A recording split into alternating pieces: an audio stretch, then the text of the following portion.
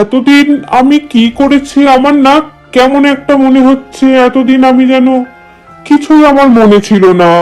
আমার সাথে কি কিছু হয়েছিল, নাকি আমি এতদিন ঘুমিয়েছিলাম? কি হয়েছিল মা আমার? আমি কি অজ্ঞান হয়ে গেছিলাম সেদিন, সেই রাতে যেদিন শহরে গেছিলাম? মনে পড়ে তোমার?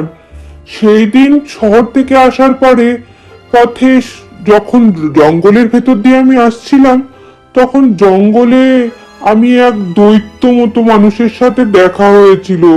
তারপর যে আমার সাথে কি ঘটে গেছে আমার কিচ্ছুটি মনে নেই গো মা। আমার সাথে কি হয়েছিল বলো না, জানো তুমি? তারপর অসিতের মাও বুঝতে পারে যে অসিতের শরীর থেকে সেই ব্রহ্মদৈত্য চলে গিয়েছে। সে তখন অসিতকে সমস্ত কথা বলে, আর অসিত এইসব শুনে একটু ঘাবড়িয়েই যায়। এরপর টুনিকে অসিতের